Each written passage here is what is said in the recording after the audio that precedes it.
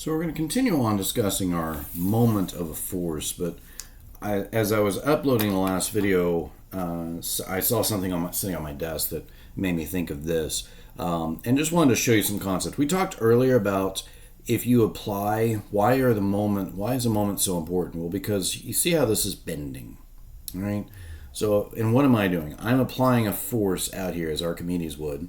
Right, so I'm applying a certain amount of force, and you see how much that is bending. In later courses, Strength of Materials and others, you will analyze by applying a certain amount of force and knowing the properties of this material, you can figure out how much force you can apply before it bends beyond the point of repair. But also notice this end's kind of shorter, and I can't apply nearly as much force on this end and get the same kind of bend because I don't have as much length. I don't have as much moment arm out here. Additionally, the geometry is different, so this part here is reinforcing and I can't get the same bend. But one of the biggest things is I don't have near as much length to cause that same bending as I do right there. So two things at play, but that is very much a perfect example of what we're talking about here, but also concepts that you will have to worry about later. In this course, we're not worried about whether this thing will bend between here and there. That will come in later courses. In later courses, we will have to be worried about it bending, and if it does bend, how much. But again, if a force is directed through your point of rotation, no moment is caused, therefore no rotation is caused. Now, if we want to quantify these just real quickly here, let's put some numbers on this. Let's say I've got several examples, right? Several examples. Let's say I've got a beam stuck on what we call a fixed support.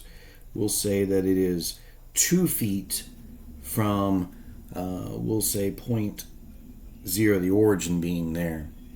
2 feet from that point, I apply a force here of 20 pounds. Well, the moment applied about the origin there is going to equal that 20-pound force multiplied by the moment arm of 2 feet. This becomes 40 pound-feet, or foot-pounds if you like. And the direction on that is going to be clockwise. How do I know that? Well, the simplest thing I've learned to tell students is if you'll put your pen or a pencil or something like that, on the point of rotation that you're wanting to measure your moment about, and push your paper in the direction of that force and watch how the paper rotates. That will tell you the direction that moment is being applied. Very simple. This is a pretty simple example. It's pretty easy to see that, but you will definitely encounter some problems where it's hard to figure out what direction of rotation is it causing. Well, again, put some point on that point of rotation, push in the direction of that force, and watch how your paper rotates. That will help you figure out this. Right, so 40 pound-feet applied in a clockwise fashion. Now let's say if I attach something out here a little bit further, so let's say we still have the same 2 feet, but this one comes up 1 foot above that. Same point O out here. And let's say that I apply 20 pounds out here, and so it's still 2 feet out here, but from here to here is 1 foot. So again, if the moment about the origin is equal to force times perpendicular distance, well, what is this then? Go ahead and pause and try to see if you can figure out what this should be. Okay, you got it? So what is our force? Well, our force is still the 20-pound force. But what is its distance between the point of rotation and the line of action of this force? Well, you can extend the line of action out of this force and see that this force is 1 foot. The line of action of that force is 1 foot to the point of rotation from the line of action of that force. And notice, again, if I put my pencil on this and I push my paper in the direction of that force, it's going to cause a counterclockwise rotation. So it is applied at a distance of 1 foot. That gives me a total moment of 20 pound-feet, and the direction is counterclockwise. Okay.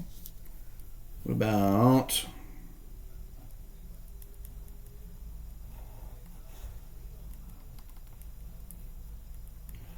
two feet out here?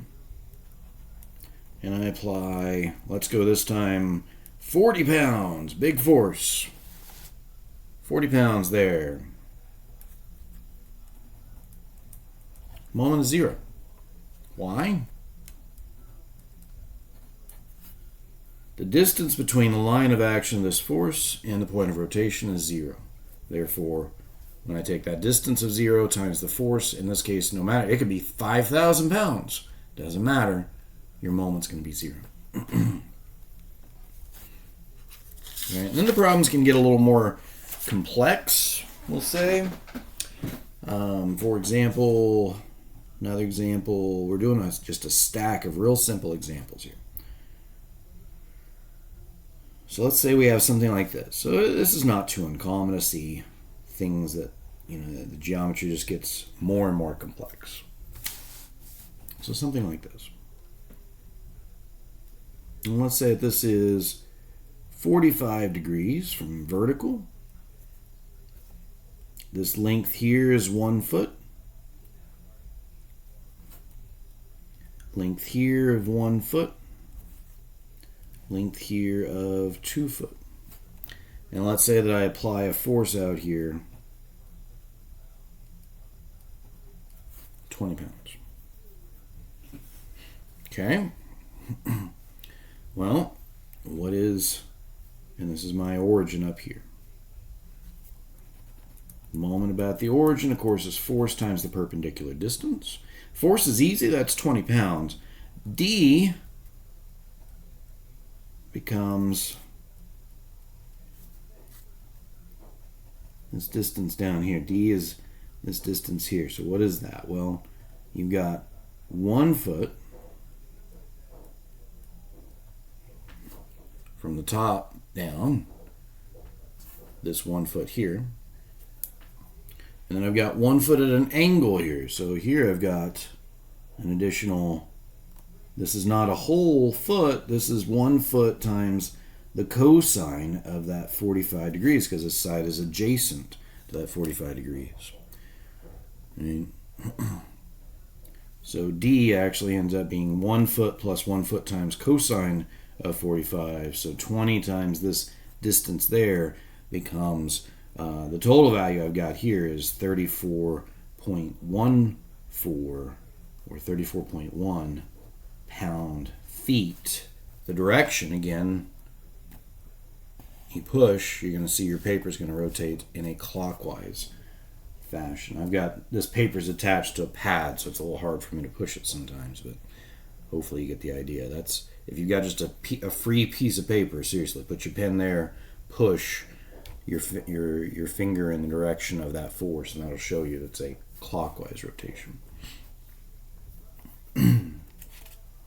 Okay.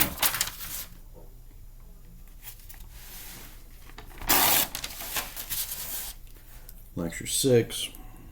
This is page 3 of something. Now, here's the thing. This moment where I'm saying the moment is equal to a force times a distance is a scalar quantity. It's a scalar quantity. However,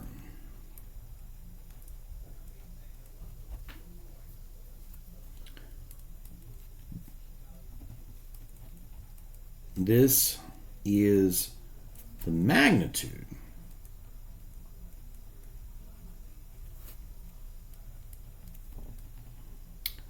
of a moment vector about the origin. And how do we know that? Well,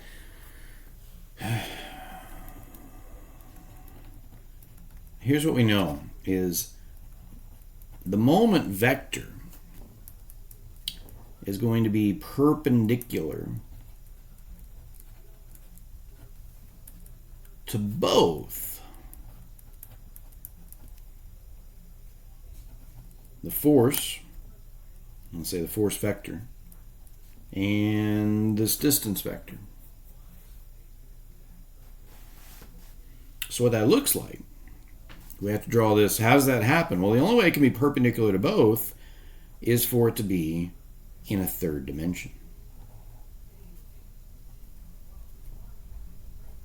So if I apply some force vector, let's say this is x and this is y, so normally I would be looking right straight down at this paper. Let's say I apply a force vector in the y direction, kind of like I did here, except this is down in the y. Here I'm actually applying it up in the positive y direction. So let's say I apply a force up in the positive y direction. And this is my distance vector d. What we're going to find is that's going to generate a moment vector. And if I measure that moment vector about the origin, it's going to look like this. The only way it's going to be perpendicular to a force that's in the x, or sorry, a force that's in the y and a distance that's in the x, the only way it's perpendicular to both is for that moment vector to actually be in the c, right? And so it's going to follow right-hand rule. If I take my force and I try to close in the direction that force is going, that shows me the direction of my moment. The moment's actually going to be directed up. If you take like a nut or a bolt, if you take like a nut and bolt, and if you try to spin the nut, if you curl your finger in the direction that you're trying to spin the nut, your thumb on your right hand will point in the direction of that nut's going to go. You're basically pointing in the direction of the torque that's being generated, applied to that nut to get it to spin up. Righty-tighty, lefty-loosey is one way to think about it. I always go just simply right-hand rule and think, well, if I close in the direction I'm spinning that nut, which way is that nut going? Well, it's going to come either into or out of whatever it is I'm trying to spin it onto. Now, the good news is for me, normally I don't do moment vectors on the first exam. Our goal here is really to just focus on 2 dimensions initially. Now, we will deal with 3-dimensional moments throughout the course, but in 2D, we only need to know the magnitude of a moment, and that moment is equal to that force, the magnitude of the force, times the perpendicular distance between the force and the line of action of the force to the point of rotation. That gives us the magnitude of the moment. So we need to know, 1, that magnitude, 2, what we call the directional sense.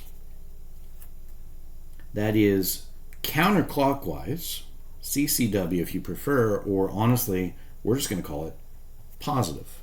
Counterclockwise is positive, or clockwise is negative. And it might seem arbitrary, and to an extent it is. We had to pick one has to be positive and one has to be negative, and we do pick the counterclockwise to be positive. Why is that? Well, because, again, right-hand rule, my thumb being pointed in the z direction, if I cause a counterclockwise rotation around the z-axis, right-hand rule says that is positive. That moment vector is pointed at, if force and distance are in the xy plane, they're going to cause a positive z moment if that force is trying to cause a counterclockwise rotation around the origin. If it's trying to cause a clockwise rotation around the origin, that's causing a negative z. And that's the technical reason why counterclockwise is positive and clockwise is negative. I know I'm doing the best I can here in a 2-dimensional projection to show that, but that's the reason for that. So in a 2-dimensional problem, this is literally all we need to know is add the counterclockwise moments subtract the clockwise moments, and basically take every force in my two-dimensional free body diagram and figure out, is it causing a counterclockwise moment? We're going to add those. And a clockwise moments are going to be subtracted. And so what we're going to do is we're going to say, well, I'm going to take the sum of moments about some point, and I'm going to set those equal to 0. And that's going to be sum, and that's going to equal sum force 1 times d1. It might be minus force 2 times d2. And it might be plus force 3 times d3. If force 1 is causing a counterclockwise rotation, force 2 is causing a clockwise rotation, and force 3 is causing a counterclockwise rotation, and that's what we're looking at here. So we should be able to do a problem or two here and look at this, and that's a good start.